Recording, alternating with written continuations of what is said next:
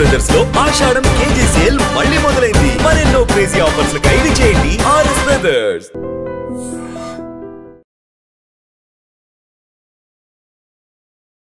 నమస్కారం, welcome to I dream. ధర్మ మార్గం విత్ విజిత కార్యక్రమానికి స్వాగతం.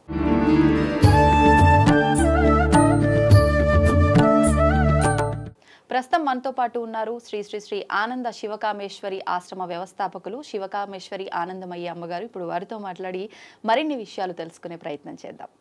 నమస్కారం అమ్మా. శ్రీమాత్రే నమః. నిన్న మొన్న ఏదో వీడియో కూడా వచ్చిందమ్మా ఏఐలో, ఇట్లా లక్ష్మీ అమ్మవారిని మీరు నన్ను ప్లాస్టిక్ పువ్వులతో ఆరాధిస్తున్నారని చెప్పి ఎవరో ఒక వీడియో కూడా పెట్టారు కదా. మరి నిజంగా అమ్మవారు మాట్లాడాల్సి వస్తే ఇలా మాట్లాడుతుందో ఏమో మరి. ఎప్పుడు నేను 2 years బ్యాక్ ఒక చిన్నది చూసానమ్మా ఫోన్లోనే అనుకుంటా. విష్ణుమూర్తి లక్ష్మీదేవి వైకుంఠంలో మాట్లాడుకుంటున్నారు. దండ వేసుకుని స్వామివారు వెళ్ళారు. ఇంటికి కొత్తిమీర వాసన వస్తున్నారంటే నా భక్తుడు ఫ్రిడ్జ్ లో కొత్తిమీర కారం పెట్టిన వంకాయ కూర పెట్టాడు, ఆ పక్కనే నా దండ పెట్టాడు, అందుకని అది తీసి నా మెళ్ళ వేస్తే అదే వాసన వస్తుంది. అంటే ఇక్కడ సాంప్రదాయం చూడండి, చైతన్య కుసుమం అనేది ఏంటి అసలు అది తెలిస్తే ఇవి తగ్గిస్తూ ఉంటాం అంతే. ఎందుకంటే అమ్మా పుట్టినప్పుడు మనకు కొంచెం పెరిగిన తర్వాత మన తల్లిదండ్రులు మనల్ని ఎల్కేజీలో వేస్తారు. అవును, ఎప్పుడు ఎల్కేజీలో ఉండిపోతామా? ఉండం. డిగ్రీ వరకు చదువుకుంటాం, అవసరమైతే పీజీ కూడా చదువుతాం అంతే. మరి ఆధ్యాత్మికతలో మాత్రము మొదటి స్కూల్లోనే ఉంటాం. రోజు అదే దీపము, అదే పువ్వులు, అదే దేవుడి గదిలో అదే అర్పులు అంతే.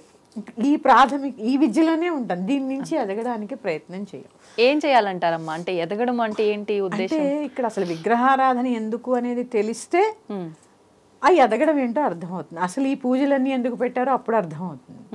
అది మరొకసారి చెప్పుకుందాం తప్పకుండా. ఇప్పుడు ఈ వరలక్ష్మి వ్రతం గురించి మనం చెప్పుకుంటున్నాం కాబట్టి నిరాడంబరమైనటువంటి పూజ అమ్మవారికి ఇష్టం. ఓకే. ఆడంబరంతో కూడుకున్నటువంటి పూజలు ఎప్పుడూ కూడా వ్యర్థము. ఎందుకంటే ఏ వ్రతకల్పంలోనూ ఆడంబరంగా పూజలు చేయమని రాయబడలేదు. అది మన ధర్మం కూడా కాదు. దీనివల్ల ఏమవుతోందమ్మా, చేయలేని మధ్యతరగతి వాళ్ళు ఉంటారు, అప్పులు చేసి వరలక్ష్మి వ్రతం చేస్తున్నారు. అవును, అసలు అప్పు చేసి పూజే చేయకూడదు, అప్పులు చేసి పూజ చేయకూడదు, అప్పు చేసి తీర్థయాత్రలు చేయకూడదు. ఇవన్నీ మన ధర్మంలో ఉన్నాయి. Okay okay. అప్పు చేసి తీర్థయాత్ర కూడా చేయకూడదు. నీకు స్తోమత లేకపోతే ఇక్కడి నుంచే నమో నారాయణ. కానీ చాలా మంది అంటే ఈసారి నేను అప్పు చేసుకొని వెళ్తున్నా, అమ్మవారి అనుగ్రహం వల్ల ఆవిడని దర్శించుకోవడం వల్ల నాకు మరుసటిసారి నా అంతటా నేను నా డబ్బులతో వెళ్ళే స్తోమత కలుగుతుందేమో అందుకే అని చెప్పి భావించే వాళ్ళు కూడా ఉంటారు కదమ్మా. అంటే ఇక్కడ ఏంటి అంటే అసలు భగవంతుడు ఎక్కడున్నాడో తెలుసుకునే ప్రయత్నం చేయకపోవడం వల్లే వస్తున్న తిప్పలు ఇవన్నీ. ఓకే. అసలు భగవంతుడు ఎక్కడున్నాడో తెలిస్తే ఎక్కడికి వెళ్ళాం. అవును, మనం ఎక్కడుంటే అక్కడే కాశీ, ఎక్కడుంటే అక్కడే కంచి. కానీ మన ధర్మంలో దేవాలయ దర్శనాలు, అలాగే భారతదేశం చుట్టూ కూడా ఒక ప్రదక్షిణ, అది ఆ కన్యాకుమారి నుంచి చివరి దాకా కూడా ఒక ప్రదక్షిణ. చూడండి, దేవాలయాలన్నీ కూడా చిదంబరం నుంచి మొదలుపెట్టి ఒక ప్రదక్షిణ అన్నమాట. అవన్నీ చెయ్యాలి ఎప్పుడైనా. అది కూడా ఇక్కడ దంపతి సమేతంగా మాత్రమే చెయ్యాలి. ఎందుకంటే ధర్మేచ అర్ధేచ కామేచ నాతిచ రామి, అగ్ని సాక్షిగా ప్రమాణం చేశాను. అవును, మా ఆయన రావట్లేదండి, నేను వెళ్ళిపోతున్నాను గ్రూప్తో. ఏమి అది విహారయాత్ర అవుతుంది తప్ప దేవాలయ దర్శనం కాదు.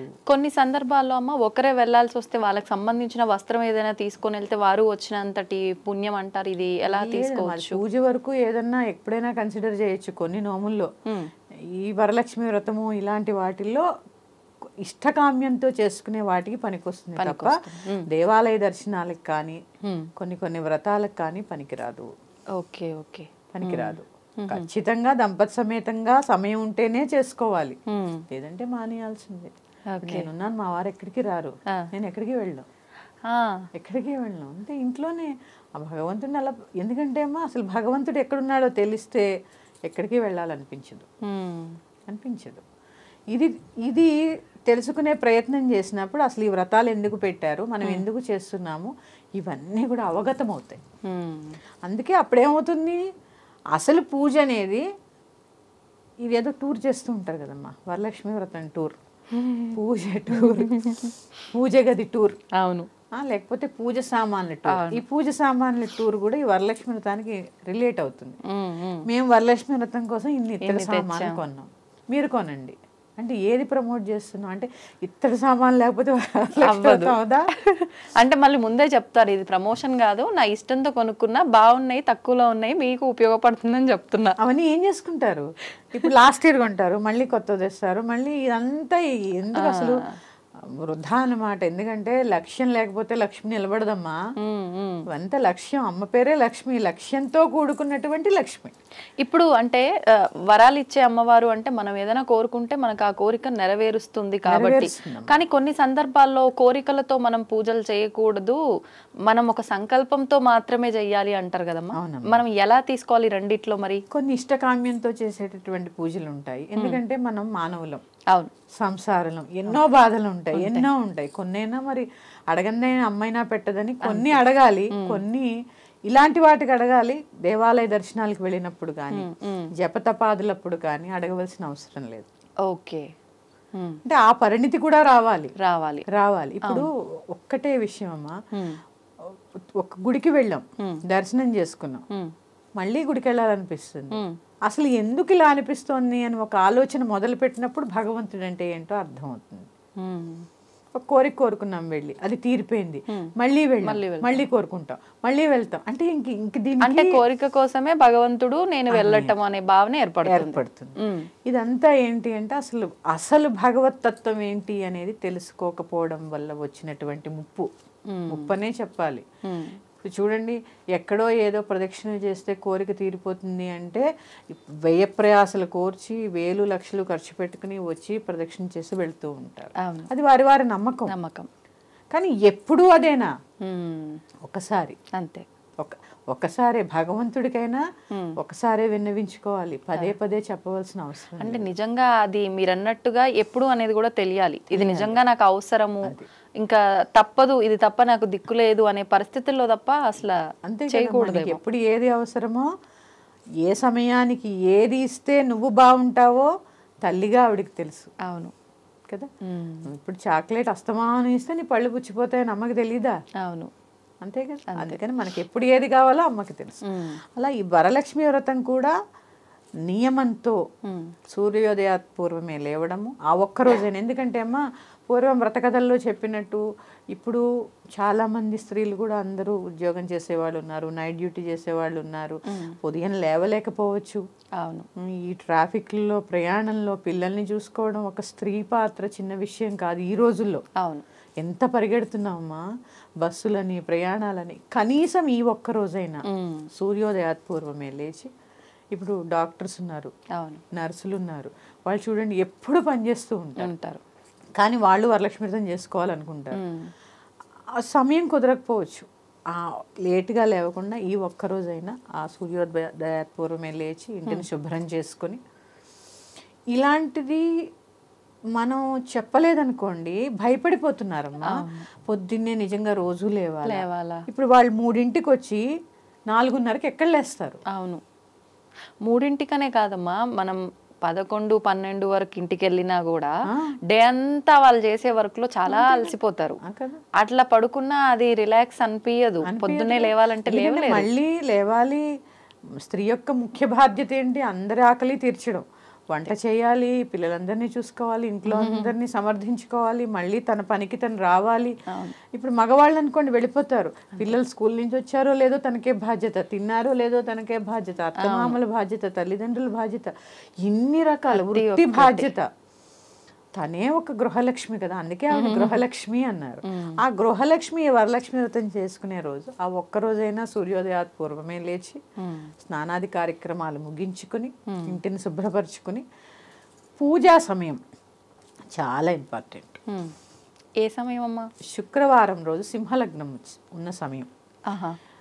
దాదాపు 6:30 నుంచి 8:44 దాకా ఉంది ఈ వరలక్ష్మి వ్రతం.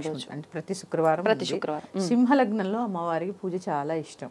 ఆ సమయంలో కోరినటువంటి కోరిక తప్పక నెరవేరుతుంది. అందుకని నివేదనలు అవ్వకపోయినా ముందు పూజ ముగించుకొని చక్కగా కొబ్బరికాయ కొట్టి పళ్ళు, అలాగే వడపప్పు, పానకం నివేదన చేసి తర్వాత ఒక భగవన్నామం చదువుకుంటూనో ఒక లలితా సహస్రం కానీ లక్ష్మీ సహస్రం కానీ వింటూనో వంట చేసుకోండి. ఓకే. ఎందుకంటే భగవన్నామంతో వండేటటువంటి వంట కూడా ప్రసాదం అవుతూ ఉంటుంది. ఎందుకంటే మన ఆహారమే మన శరీరము, మన ఆహారమే మనము, మన ఆలోచన. మన దేహం ఎదగాలంటే కావాల్సింది ఏంటి? ఆహారం. ఆ ఆహారం ఏ గుణంతో వండుతున్నాము అనేది చాలా చాలా అవసరం. ఎప్పుడైతే భగవంతుడికి సమర్పించి భోజనం చేస్తామో అది ప్రసాదం. చూడండి, అన్నానికి ప్రసాదానికి ఎంత తేడా ఉంది. అవును. అందుకని ఇవన్నీ కూడా అమ్మ చిన్న చిన్న మార్పులు జీవితంలో. ఈ చిన్న చిన్న మార్పులు జీవితంలో చాలా పెద్ద మార్పును తీసుకొస్తాయి.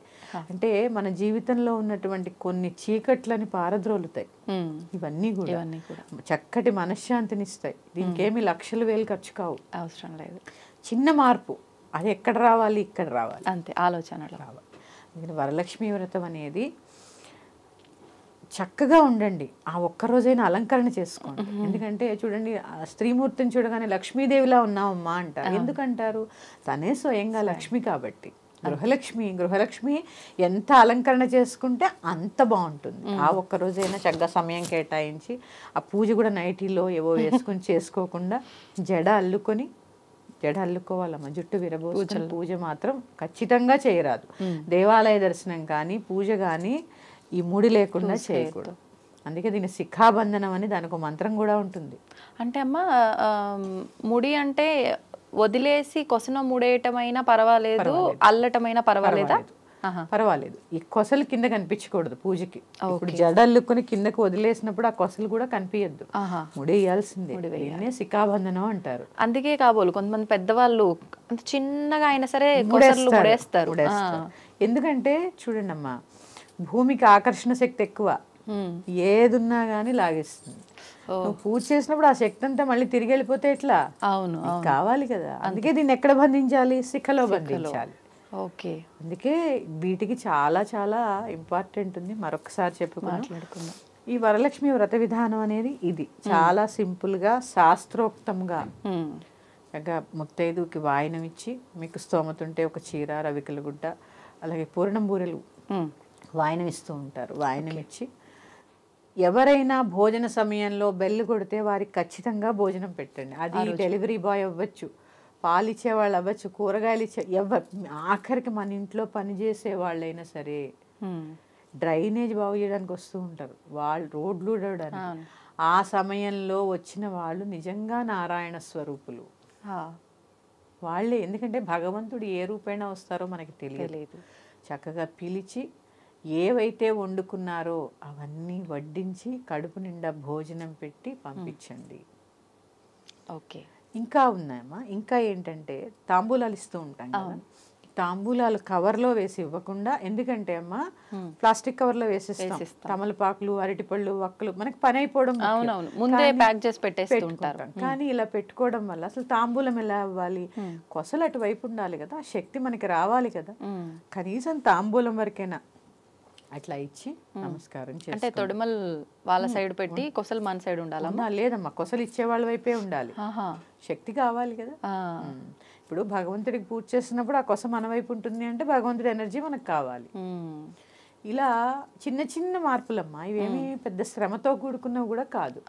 చిన్న చిన్న ప్లానింగ్ ఉంటే చాలా చేయొచ్చు. అమ్మ, మనకు ఆల్రెడీ శ్రావణ మాసం ప్రారంభమైపోయింది. ఈ శ్రావణ శుక్రవారాలు ఈసారి మనకు 5 శుక్రవారాలు రావడం ఇంకా పెద్ద విశేషం. అయితే ఇప్పుడు ఈ వరలక్ష్మి వ్రతం ఈసారి 3వ వారం వచ్చింది కదమ్మా. ఈ వరలక్ష్మి వ్రత విధానం ఏ రకంగా ఉండాలి? మనకు ఇంకా చివరి శుక్రవారాలు కూడా మిగులున్నాయి, ఇంకొక 2. ఆ శుక్రవారాల్లో కూడా పూజా విధానం ఏ రకంగా చేయాలో వివరించండి. తప్పకుండా తెలియజేస్తాను. యాదేవి సర్వభూతేషు శక్తి రూపేణ సంస్థిత. శ్రీమాత్రే నమః. శ్రీ గురుభ్యో నమః. శ్రావణ శుక్రవారం. శ్రావణ శుక్రవారము అంటే శ్రావణ మాసంలో వచ్చేటటువంటి శుక్రవారాలన్నీ కూడా శ్రావణ శుక్రవారాలు. చంద్రుడికి పౌర్ణమి రోజు దగ్గరగా ఉండే నక్షత్రాన్ని బట్టి ఆ మాసం నిర్ణయించబడుతుంది. ఈ మాసం అంతా కూడా శ్రవణ నక్షత్రం. శ్రవణము అంటే వినడం, ఎక్కువ వింటూ ఉండాలి. ఏం వింటూ ఉండాలి? మంచి మాటలు, స్తోత్రాలు, పారాయణలు, ఇవన్నీ. అందుకే చూడండి శ్రావణ మాసం అంతా కూడా పారాయణలు, భజనలు ఇవన్నీ ఎక్కువ జరుగుతూ ఉంటాయి, పూజలు.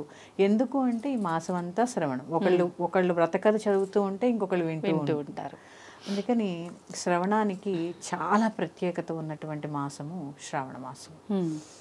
ఇక ఈ వరలక్ష్మి వ్రతం అనేది కొంతమందికి కలసం పెట్టి చేసుకునేటటువంటి విధి విధానం ఉంటుంది, కొందరికి ఆనవాయితీ ఉండదు. ఇట్లా వారి సాంప్రదాయాలని బట్టి చేసుకుంటూ ఉంటారు. పౌర్ణమి ముందు చేయడం అనేది విశేషం.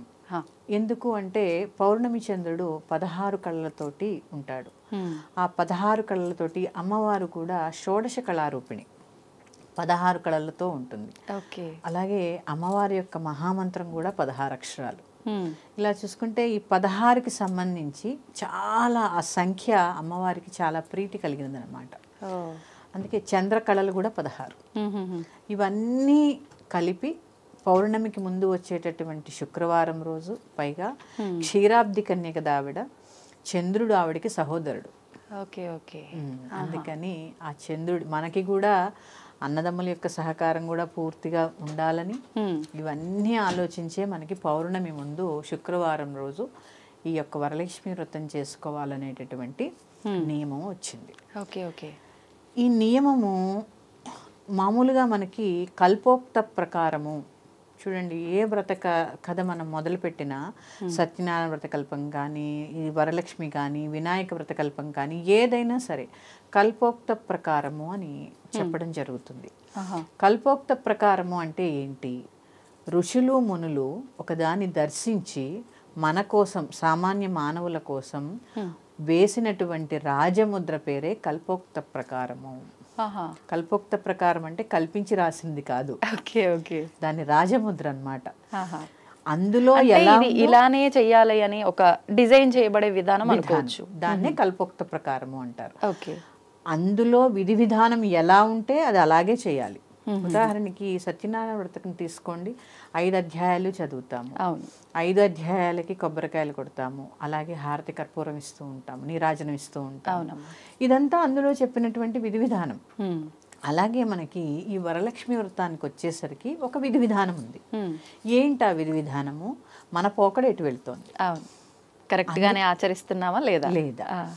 ఇక్కడ ఆ కథలో మనకి వ్రత కథలో ఏం చెప్పబడింది? చారుమతీదేవి కళలో లక్ష్మీదేవి దర్శనమిచ్చి ఈ పూజ చేసుకోమ్మా అని చెప్పడం జరిగింది. ఆవిడ అందరికీ చెప్పడం జరిగింది. ఇక్కడ చిన్న విషయం, మనం చాలా సన్నని గీత మనం తెలుసుకోవాల్సింది. చారుమతీదేవికి లక్ష్మీదేవి కనిపించింది కానీ చారుమతి లక్ష్మీదేవి దగ్గరికి వెళ్ళాల.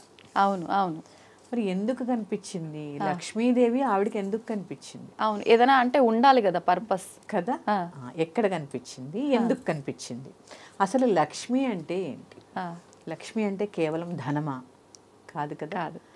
మనకి ఆకలి వేసినప్పుడు భోజనం దొరికింది అనుకోండి, ధాన్యలక్ష్మి. నీరు లక్ష్మి. దాహం వేసింది, ఇప్పుడు నీళ్లు తాగాం, కొందరికి అందుబాటులో దొరకవు. ఇదంతా కూడా లక్ష్మీ కటాక్షం. ఇప్పుడు 10 మందితో కూర్చుని మనం మాట్లాడగలుగుతున్నాం, లక్ష్మీ కటాక్షం. ఇదంతా కూడా లక్ష్మి.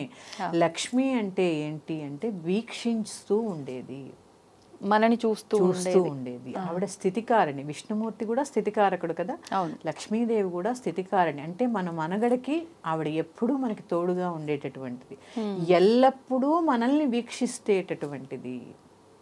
ఆవిడ పేరే లక్ష్మి. అమ్మ, ఇప్పుడు మనం అనుకునే ఈ అష్టలక్ష్ముల్లో వరలక్ష్మి అనే అమ్మవారు ఉన్నారా? లేదమ్మా. మరి ఈ వరలక్ష్మి అమ్మవారు లక్ష్మీం క్షీర సముద్ర రాజతనయాం శ్రీరంగధామేశ్వరీం దాసీభూత సమస్త దేవవనితాం లోకైక దీపాంకురాం శ్రీమన్మంధకటాక్షలబ్ధ విభవత్ బ్రహ్మేంద్ర గంగాధరాం త్వాం త్రైలోక్య కుటుంబినీం సరసిజాం వందే ముకుంద ప్రియాం సిద్ధలక్ష్మీర్మోక్షలక్ష్మీర్జయలక్ష్మీ సరస్వతి శ్రీలక్ష్మీ వరలక్ష్మీ చ ప్రసన్నా మమ సర్వదా. చూడండి, ఆ వరలక్ష్మీదేవి ఎక్కడొచ్చింది? ఆ లక్ష్మీదేవి యొక్క శ్లోకంలో క్షీర సముద్రంలోంచి ఉద్భవించినటువంటి సముద్రరాజ కన్యగా ఉద్భవించి ఆవిడ ఏమేం ప్రసాదిస్తుంది? ఇటు మోక్షాన్ని, ఇటు రాజ్యాన్ని, సంపదని ప్రసాదించేటటువంటి, వరాలిచ్చేటటువంటి తల్లి కాబట్టి వరలక్ష్మి. ఈ వరలక్ష్మి యొక్క రూపాలు అష్టలక్ష్ములు. ఆ అష్టలక్ష్ములే అష్టసిద్ధులు. అణిమా సిద్ధి, లఘిమా సిద్ధి, మహిమా సిద్ధి, ఈసిత్వ సిద్ధి, వసిత్వ సిద్ధి, ప్రాకామ్య సిద్ధి, భుక్తి సిద్ధి, ఇచ్ఛా సిద్ధి, ప్రాప్తి సిద్ధి అనే ఈ సిద్ధులు ఏవైతే ఉన్నాయో అష్టసిద్ధులు. ఈ అష్టసిద్ధులు కూడా లక్ష్మీదేవి యొక్క, అందుకే కొన్ని సందర్భాల్లో లక్ష్మీదేవి పూజ చేసేటప్పుడు ఈ సిద్ధులకు కూడా పూజ చేస్తారు. అంటే ఏ రూపంలో అమ్మ? మంత్ర రూపంలోనా లేదంటే ఎలా ఏదైనా ఆవాహన చేసి సందర్భంలో అణిమా సిద్ధేన్ నమః, లఘిమా సిద్ధేన్ నమః, ఓకే, ఇవన్నీ ఆవిడకి చేస్తూ ఉంటారు అన్నమాట మహాలక్ష్మి పూజలు. అలాగే అనఘావ్రతం చేయబడుతుంది. అనఘాలక్ష్మి అష్టమి రోజు, అష్టమి మార్గశిర అష్టమి రోజు చేయబడుతుంది. అందులో కూడా ఈ సిద్ధులని, ఈ అష్టసిద్ధులని కూడా అందుకని ఆవిడ పేరు అనఘాలక్ష్మి. అనఘాలక్ష్మి అంటే ఇవన్నీ కూడా ఆవిడ దగ్గరే ఉంటాయి, లక్ష్మీదేవి సొంతం అవన్నీ. ఇలా తీసుకుంటే ఏది కావాలి అన్నా కూడా ఆవిడే ప్రసాదిస్తూ ఉంటుంది. ఎందుకంటే మనల్ని సర్వవేళలా వీక్షిస్తూ ఉంటుంది కాబట్టి. ఇక వరలక్ష్మీదేవి యొక్క ప్రత్యేకత ఏంటి, చారుమతికి ఎందుకు కనపడింది, చారుమతీదేవి లక్షణం ఏంటి కథలో? అందుకే పూజ చేసే ముందు అందరూ ఒకసారి వ్రతకల్పం చదువుకోవాలి ముందుగానే. సూర్యోదయాత్ పూర్వమే నిద్ర లేవడం, స్నానం చేయడం, ఇంటిని శుభ్రపరచుకోవడము, అలాగే ముందు భర్తకి పాదములకు నమస్కరించి పువ్వులతో పూజ చేసి అక్కడి నుంచి కాఫీ తాగడానికి ఒంటింట్లోకి వెళ్ళలేదు ఆవిడ. అత్తమామల్ని సేవించి ఇరుగు పొరుగు వారితో గయ్యాళిగా కాక చక్కగా స్నేహంగా ఉంటూ మితంగా మాట్లాడుతూ తన దగ్గర ఉన్న దాన్ని 10 మందితో పంచుకొని, ఈ లక్షణాలన్నీ కలిపినటువంటి సులక్షణ కాబట్టి లక్ష్మీదేవి ఆవిడికి కలలో సాక్షాత్కరించింది. అంటే ఇవాల్టి రోజుని వరలక్ష్మీ వ్రతం అంటే చాలా ఖర్చుతో కూడుకున్నది. అవును, పట్టు చీరలు, నగలు, పేరెంటము, లేకపోతే రిటర్న్ గిఫ్ట్స్, ఇలా తీసుకుంటే అసలు ఒక 2-3 నెలల నుంచి మొదలు ప్లానింగ్ 3 నెలల ముందు నుంచి. లాస్ట్ ఇయర్ ఏ థీమ్ చేసాము, ఈ సంవత్సరం ఏ థీమ్ చేయాలి, అంతే, కొత్తగా ఎలా చేయాలి. అంటే కల్పోక్తంలో ఏమిచ్చారు అనేది అవసరం లేదు ఇప్పుడు. అంటే నిజంగా మీరు అన్నట్టు ఇంత ఆడంబరం అవసరం అంటారా? దీన్ని ఈ పోకడ వల్ల మన ధర్మం కూడా దెబ్బతినేటటువంటి పరిస్థితి మనం చేతులారా తెచ్చుకుంటున్నాం. ఎలా అంటే అమ్మా చూడండి, చారుమతి కలలో కనిపించిన వెంటనే మొదటగా వచ్చి అత్తమామలకి భర్తకి చెప్పారు. అవును, చెప్పిన తర్వాత ఆవిడ చుట్టుపక్కల వారికి కూడా చెప్పారు, లక్ష్మీదేవి నాకే కనపడింది, నేను ఒక్కదాన్నే వ్రతం చేసుకోవాలనుకోలేదు. ఆ స్వార్థ బుద్ధి కనిపించలా. అందరికీ చెప్పి 10 మందితో కలిపి వ్రతం చేసుకున్నారు. ఈ వ్రతం చేసుకునేటప్పుడు ఆఖరిలో ఒకటి ఉంటుంది, ప్రదక్షిణ. ఈ ప్రదక్షిణ ఇప్పుడు మనం చేస్తున్నామా? దేవి చుట్టూ ప్రదక్షిణ చేయమని ఖచ్చితంగా ఉంది అందులో.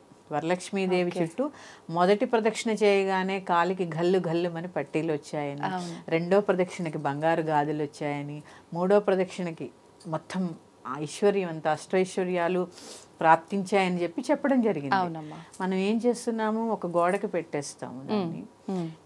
ఈ పెట్టే విధానం కూడా ఏంటి, కల్పోక్తంలో చెప్పింది, ఆవు పేడతో అలకడం, దాని మీద పీట ఏర్పరచడం, ఒక రవికిల గుడ్డ పరచడం, బియ్యం పోయడం, పంచపల్లవాలు అంటే మామిడి, రావి, బిల్వం, ఇట్లా ఇవన్నీ కలిపినటువంటి కలశాన్ని ఏర్పాటు చేసి కలశంలో నీటిని నింపుతాం.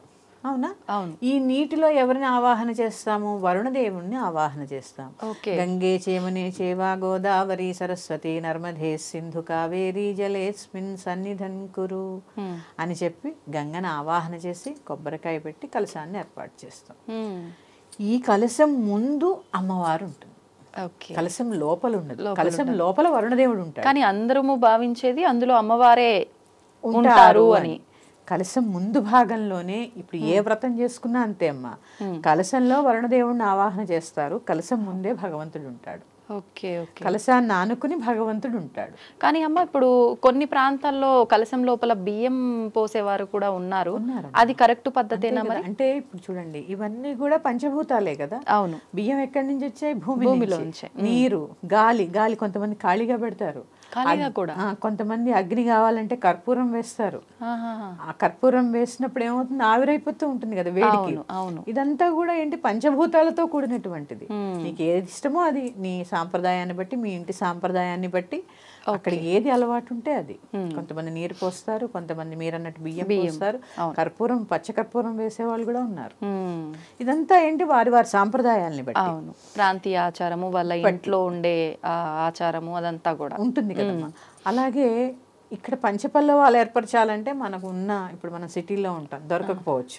కనీసం మామిడాకులు లేదా ఒక 5 తమలపాకులు ఖచ్చితంగా పెట్టి దాని మీద కలసం ఏర్పరచాలి. ఇదంతా విధి విధానం. దీన్ని వదిలేసి ఇంతింత ఎత్తు బొమ్మలు పెడుతున్నాం. ఎక్కడా లేదు, వ్రతకల్పనలో లేదు బొమ్మ. ఎందుకంటే పూర్వం వరలక్ష్మితం చేసుకుంటున్నప్పుడు కొబ్బరికాయ పెట్టి దానికే సరదాగా ముక్కు చెవులు పెట్టేవారు ఆ కొబ్బరికాయకే తప్ప కాళ్ళు చేతులు అతికించలా. ఇప్పుడు కాళ్ళు దొరుకుతున్నాయి, చేతులు దొరుకుతున్నాయి. సరే అతికిస్తారమ్మా, ప్రాణప్రతిష్ఠ చేస్తారు. అతికించిన దాంట్లో ప్రాణప్రతిష్ఠ ఎలా చేస్తాం అంటే అమ్మవారికి అన్ని విరిగి ఉంటాయా అంటే విడివిడిగా ఉన్నప్పుడు అది చేయకూడదు. ఆగమశాస్త్రం ప్రకారం చాలా తప్పు. ఇప్పుడు చిన్న ఉదాహరణ, మన ఇంట్లో పగిలిన విగ్రహాలను పెట్టుకుంటామా? పెట్టుకోము. మరి భిన్నం కదమ్మా. అంతే, భిన్నమైనవన్నీ అతికించి ప్రాణప్రతిష్ఠ చేయడం కూడా దోషమే.